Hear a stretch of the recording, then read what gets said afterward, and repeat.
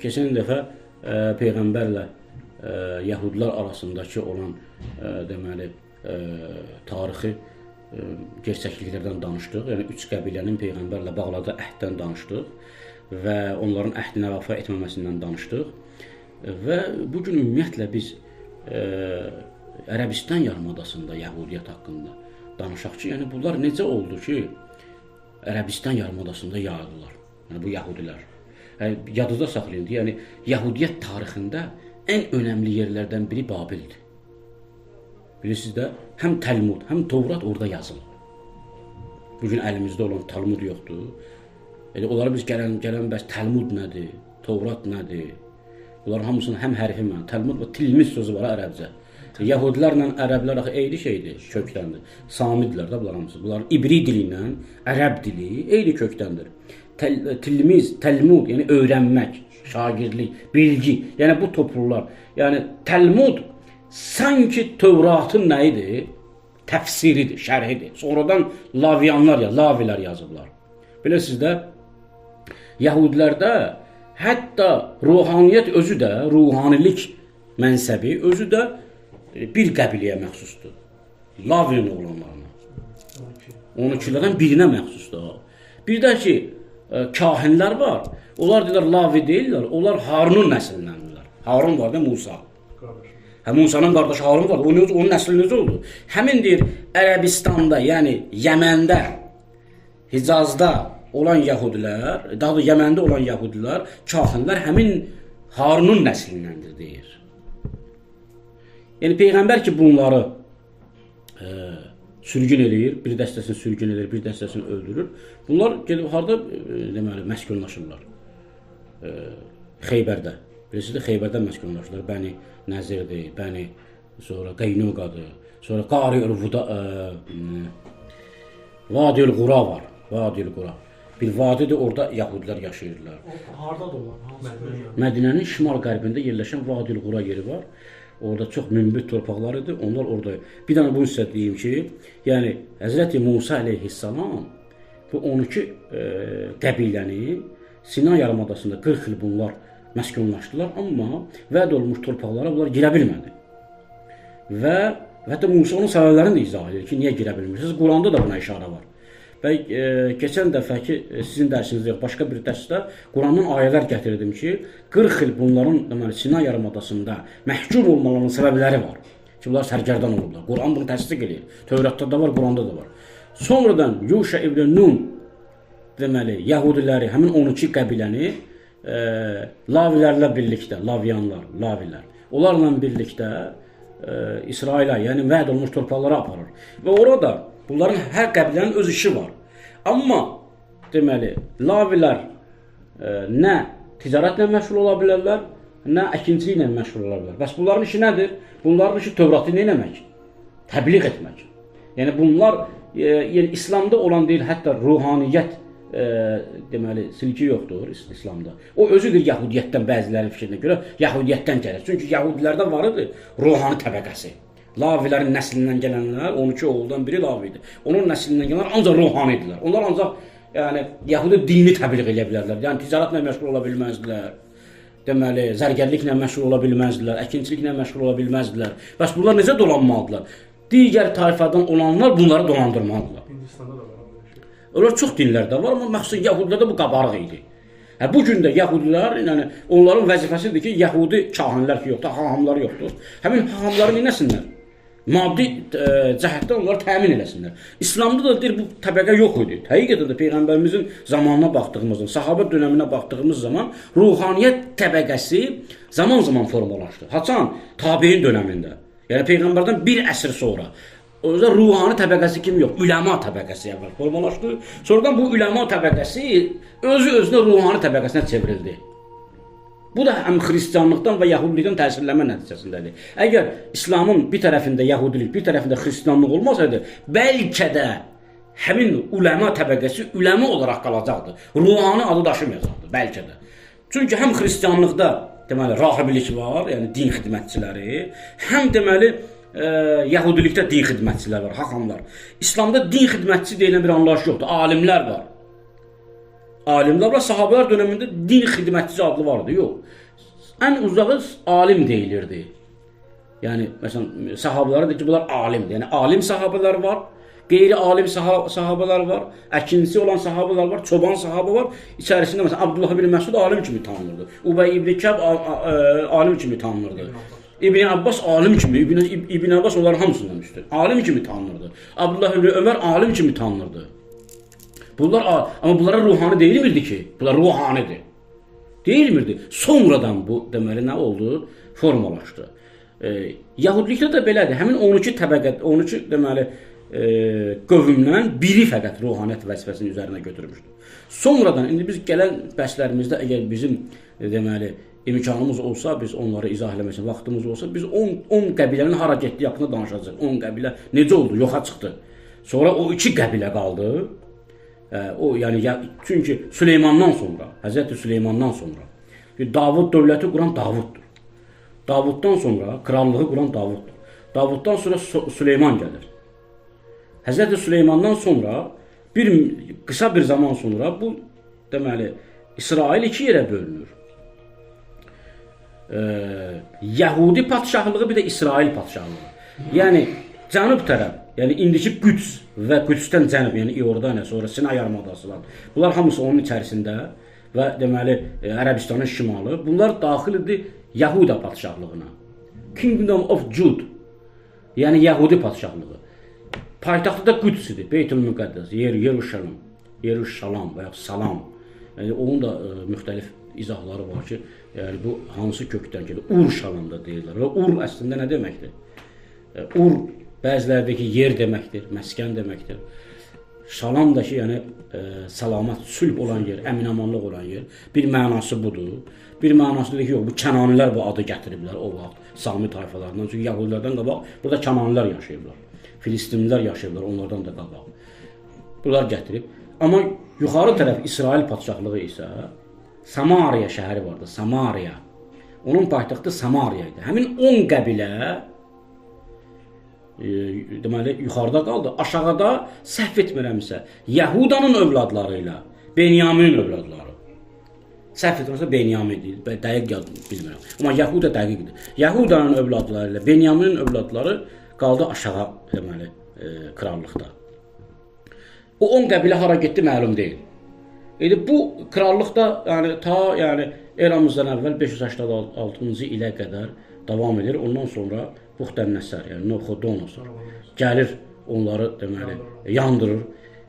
Beytül-Müqəddəsdə heykəli Süleymanı dağıdır, məhv edir, yerlə yeksan edir. Süleyman məbədini. Süleyman məbədi bir nə rolunu oynayır? Yəni bunu da bilməyimiz lazımdır. Çox önəmlidir. Bugün Tövrat niyə məsələn o dövrdə əldə? Çünki Süleyman məbədi hər şeyi əvəz edirdi. Süleyman məbədi bunların sanki canlı bir nə idi? Kitabı idi yəni sanki. Süleyman məbədi vardısa hər şey. Süleymanın heykəli də oradaydı. Süleyman məbədi, orada çoxlu. Yəni gör nə boyda əsəri, yəni Babillər məhv edirlər. Sonra bir dəstəni ki oradan ixrac edirlər. Yəni daha da Yahudilərin hamısını sürgün edir. Oradan bir dəstəsi bir tarixi rəvayətə görə qaçırlar. Yəni şeydən Beytül-Müqəddəsdən, müqəddəs torpaqlardan Ərəbistana tərəf. Həmin indi keçən dəfəki bəhsimizdə izah elədiyimiz Mədinə yəhudiləri, sonradan Xeybər yəhudiləri, Vadil-Qurada olan yəhudilər, bir də ki Yəməndə olan yəhudilər, çünki Yəmən çox önəmlidir. Yəni ərəblərin tarixində və yəhudilərin tarixində Yəmənin çox önəmi var. Himyar qəbiləsi var orada. Himyarların çox önəmi var. Hətta Süleyman yəni zamanında belə Yəmənin önəmi çoxdur. Məsələn Sabah kraliçası Bilqeys ki gəlir Süleymanın huzuruna. Quranda da var da bu. Hətta bəzi tarixi qaynaqlara görə Yəməndəki yəhudilər həmən köç edən yəhudilərdir. Süleymanın zamanında. Yəni ki Süleyman bir dəstəni göndərir ora. Və deməli yeganə Yəməndədir ki, orada ərəblərin çoxu gəlir yəhudiliyi qəbul edir. Yəhudiləşirlər.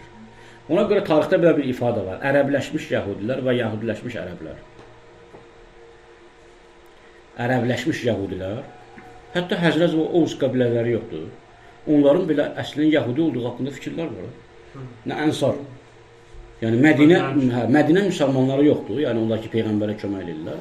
Bəzi qaynaqlara görə onlar özləri də yəhudidir, ərəbləşmiş yəhudi. Və bəziləri deyir ki, bəzi tarixçilərə görə o 3 qəbilə yoxdur, peyğəmbər onlara sürgün edirlər. Onlar deyir, yəhudi deyillər. Yahudiləşmiş ərəbdirlər. Ki onlar Yəməndən gəliblər axı. Yəməndən gəldiyi üçün, orada məskunlaşdıqları üçün onlar yahudiləşmiş ərəblərdir. Yahudilik qəbul edir. Yahudilik qəbul etmiş ərəblərdir. Yahudilik qəbul edəndən sonra Yahudi dini də belə bir dindir ki, Yahudilik dinin qəbul etdin, özün də Yahudi olursan. Ona görə də indiki Yahudilərin içərisində də hamısı təmiz qan deyil. Yəni məsələn, tutaq ki, bəzi tarixçilərə görə Xəzər xaqanlığı Yahudiliyi qəbul etdiyi üçün, yəni Şimali Qafqazda, Xəzərin ətrafında yaşayanlar, həmin Yahudiliyi qəbul edəndən sonra o Xəzər xaqanlığı 3 dənə din təqdim olunur da, xristianlıq, müsəlmanlıq, yahudilik. Xristianlığı qəbul etmir ona görə ki, daha doğrusu yahudiliyi, İslamı və xristianlığı qəbul etmir, yahudiliyi seçir. Səbəbləri də burada açmıram o səbəbləri. Yahudiliyi seçir. Həmin yahudilərdir, sonradan köç edirlər şeyə, Ukrayna və Polşa ərazilərinə. Həmin yahudilər əslində türkdür deyir, bir də fikrə görə. Çünki Xəzər xaqanları yahudiliyi qəbul edəndən sonra, yəni əgər sən bu ayini qəbul etmişsənsə, deməli sən özün də yahudi olursan. Bir əsrdən sonra, 2 əsrdən sonra artıq sənin kökünün türk olması unudulur. Artıq sən yahudi kimi qəbul olunursan. Dil dəyiş. Amma yahudiliyin də istifadə etdiyi bütün müxtəlif dillər var. Məsələn, Arami dili onların, məsələn, Tövratın özü Arami dilindədir. Sonra Təlmudun özü Arami dilindədir. İbri dilində deyil ki, bəziləri İbri dilindədir, bəziləri Arami. Çünki 2 cür bizim əlimizdə yahudi kitablar var. Babildə yazılanlar, Beytül-Müqəddəsdə yazılanlar. Babildə yazılanlar, Beytül-Müqəddəsdə yazılanlar İbrani dilindədir, yahudi dilində. Amma Babildə yazılanlar Arami dilindədir. İkincisi ki, yahudiyyətdə İran padşahları yoxdur, bəzən Əhəməni padşah. Onlar munci kimi qəbul olunur. Peyğəmbər, bəlkə bəziləri peyğəmbərdən üstün qəbul olunur. Məsələn, Kureş, Əhəməni kralı 1-ci Kir gəlir ki, onları qaytarır yerinə. Sonra Dariuş Beytül-Müqəddəsi təzədən bərpa edir. Sanki Süleymanın vəzifəsi, ona görə bunlar İranlıları sevirlər. Farslara bunlar millət olaraq sevirlər. Çünki onların bugün kimliyinin, yahudiliyin qalması, yahudi kimliyinin qalması bunlar farslara deməli şeydirlər, pəhləvilərə, partlara şeydirlər, mədyundular, yəni borcludular. Niyə görə? Çünki Beytül-Müqəddəsi kim tikib 2-ci dəfə? Dariuş, Dara. 1-ci Dara ki var, böyük bir dənə imperiya yaratmışdı. Həmin Dara gəlir təzədən yahudilara izin verir ki, siz burada yaşayacaqsınız və burada ibadətlərinizi yerinə yetirəcəksiniz və 522-ci ildə eramızdan əvvəl təzədən Beytül-Müqəddəsin tikilməsinə icazə verir. Böyük bir məbləğ ayrılır və Beytül-Müqəddəs təzədən tikilir ta ki Titusa qədər.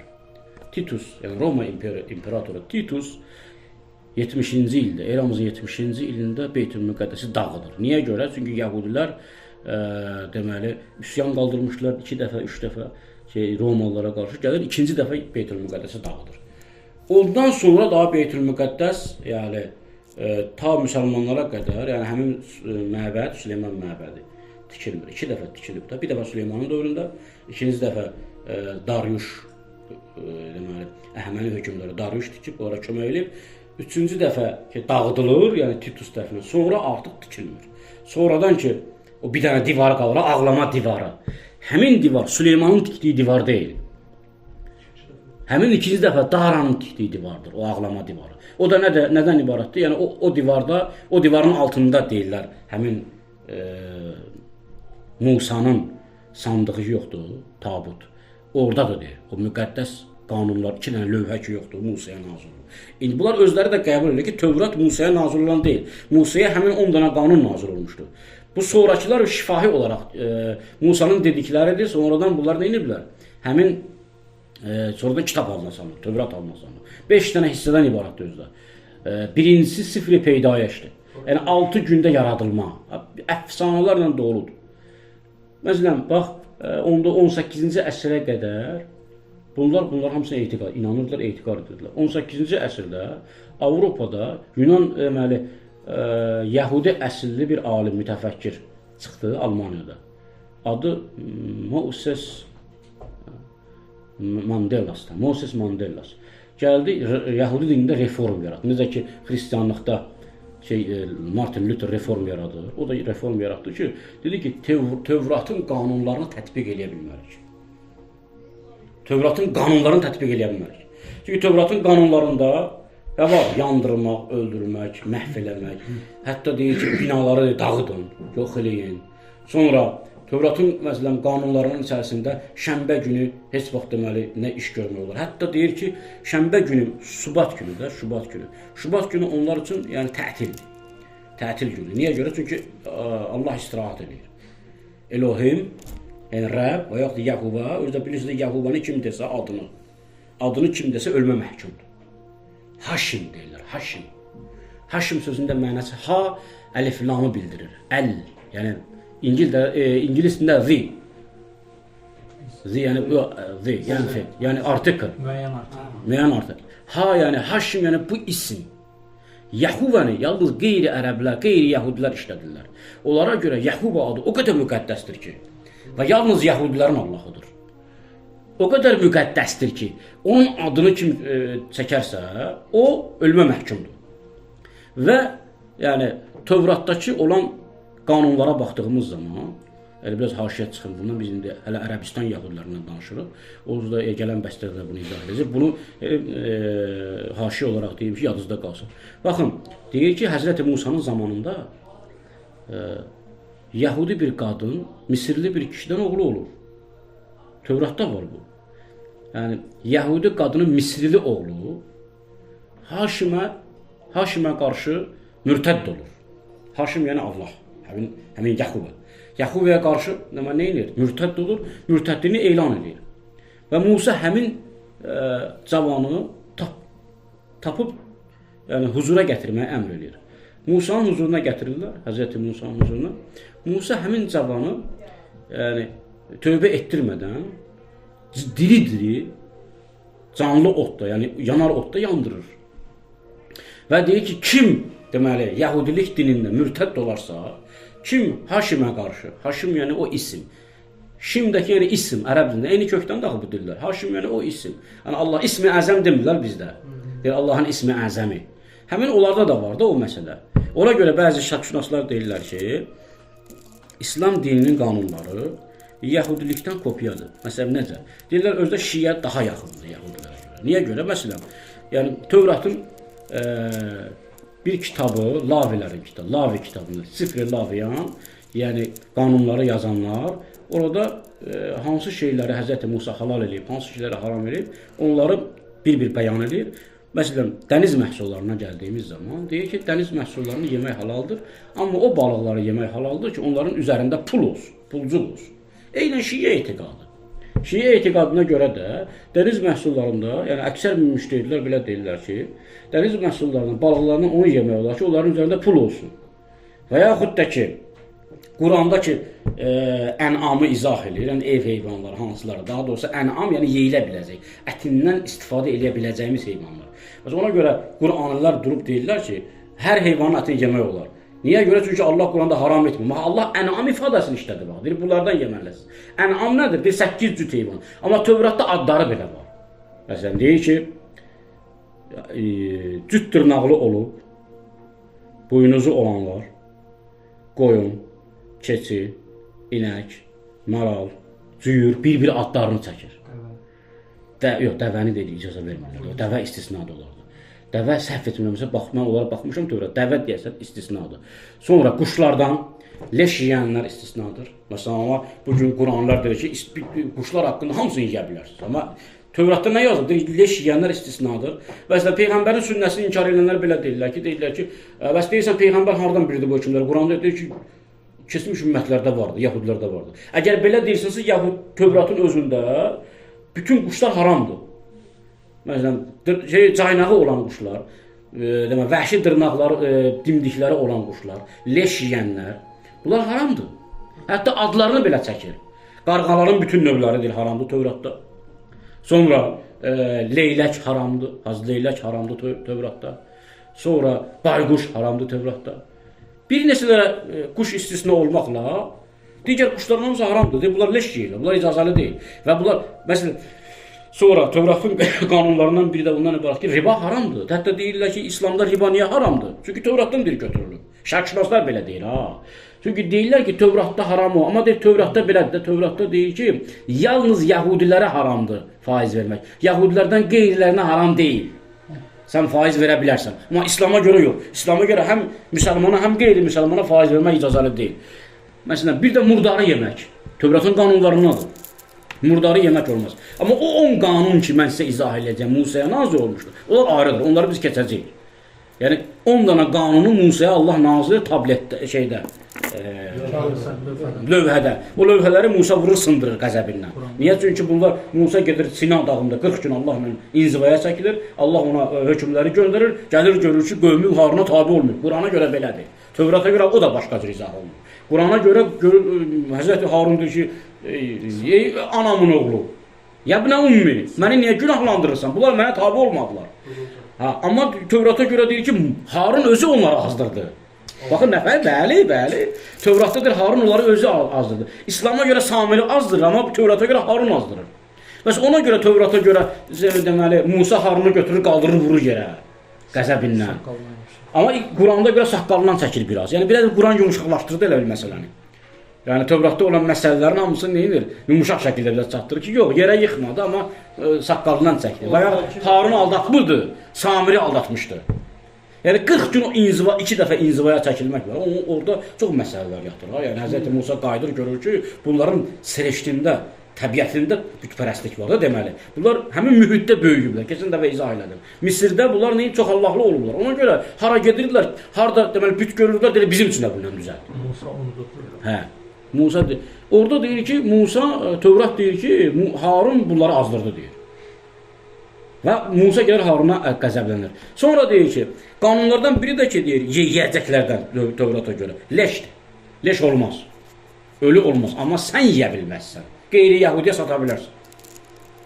Ona görə deməli Mədinədə olan Yahudilər leşləri məsələn qeyri-Yahudilər, ərəblərə zada verirdilər, satırdılar yedi. Yəni ölmüş heyvan ətini. Onlar ona görə məsuliyyət daşımır. Niyə görə? Çünki özün yesən və Yahudiyə versən haramdır. Amma Yahudidən qeyrinə həmin leşi versən icazəlidir. İndi baxın bu deməli Moses Mandela 18-ci əsrdə gəlir deyir ki, biz yəni bu qanunlarla bu gün bu qanunlarla yaşaya bilmərik, bunları tətbiq edə bilmərik. Bilirsiniz də deməli Tövrat yalnız çox qısa bir dönəmə tətbiq olunub da. Musanın dövründə, Musanın ta Süleymandan sonra Babil deməli əsalətindən sonra bunlar dövlət qura bilməyiblər. Ta gəldi 1948-ci ildə də. Bunların dövləti olmayıb. Bir də Yunan dövründə dövləti olub 100 neçə illik onu danışacağıq inşallah. Yunan dövründə bunların. Ondan sonra dövlətlər olmayıb. Bunlar haçan tətbiq eləsinlər bunu? Tövrat tamamilə qanunlardan ibarətdir, Quranın ziddindən. Qurandakı olan ayələrin əksəriyyəti imani ayələrdir, ilahi ayələrdir. Tək-tük hökmlər var, baxın. Yəni bu onu göstərir ki, həm də bizim zehnimizi hazırlayır ki, Quran. Yəni bu din əhkam dini deyil, mənəviyyat dinidir. Sadəcə olaraq bəzi hökmlər nədir? Zərurətən gəlib. Yəni çox özünüzü dinin zahirinə eləməyin, bağlamayın hökmlərə. Məsələn Quranda da var da ki, əl-eyni bil-eyni. Sonra və-sinnə bis-sinni. Kimin dişini sındırıbsa onun dişini sındırmalıdır. Kimin gözünü çıxardıbsa həmin insanın gözü çıxmalıdır. İndi bunu tətbiq edə bilir humanist dünyada biz, hüquqi dünyada. Kim qəbul edir bunu? Bu qəbul etmək olar? Ona görə bəzi deməli Quran müfəssirləri, şərhləri deyirlər ki, bu Yahudilikdə olan qanunlardır. Sadəcə olaraq Quran bunlara nəql edir. Əl-eyni bil-eyni, əl-unsa bil-unsa. Əgər qadını öldürürlər, siz də qadını öldürə bilərsiniz. Və yaxud məsələn, əlini kəsilirsə, əlini kəsməlisən. Qulağını kəsilirsə, qulağını kəsməlisən. Dilini kəsilirsə, dilini kəsməlisən. Belədir. Onu tətbiq edə bilərsən deyir bugün. Ona görə də deyir, bu Quranı biz Tövratı qoyuruq kənara. Yalnız bu deməli əqidədək Tövrata biz iman gətirmişik. Oradakilərin Allahdan olduğuna inanırıq. İmanımızda heç bir nə yoxdur. Dəyişiklik yoxdur. Amma bu hökmlərə biz tabe deyilik. Yəni bu hökmləri tətbiq edə bilmərik. Ona görə də Yahudilik iki yerə bölündü. Ortodoks Yahudilik, reform Yahudilər. xristianlıq kimi. 19-cu əsrdən sonra bir dəstə, deməli, yəhudlar ayrıldılar. Bu gün də Yəhudi dövləti ona görə anayasası yoxdur. Ana konstitusiyası yoxdur. Niyə görə? Çünki ya Tövratı dövlət dini olaraq qurulub da, bilirsiniz də. 48-ci ildəki dövlət, baxmayaraq ki, BMT bunu qəbul edib, amma oradakılar bunu özləri də deyirlər, Quranlar. Biz bu dövləti Yəhudi dini dövlət olaraq qurulub. Ona görə də bunlar Tövratın müqabilində qanun kitabı çıxartmayıblar. Tövratı tətbiq eləmirlər, amma qanun olaraq yazmayıblar. Niyə görə? Çünki bunların məramlarına uyğun deyil. Sən bu dövləti nə adına qurmusan? Dini dövlət adında qurmusan da, Yəhudi dövləti. Ona görə də bu günə qədər, 48-ci ildən bu günə nə qədər keçir? 70 neçə il. Hələ də Yəhudi dövlətinin, yəni İsrail dövlətinin, yəni qanunlar toplusu yoxdur, ana yasası yoxdur. Bu, deməli, Yəhudilik haqqında, deməli, ümumi qısa məlumatıdır. Amma yenə də biz Ərəbistan Yəhudilərin talihi haqqında danışa bilmədik. Gələn dərs inşallah bunu izah edəcəyik. Esselamu aleykum və rəhmətullahi və rəhmətullahi.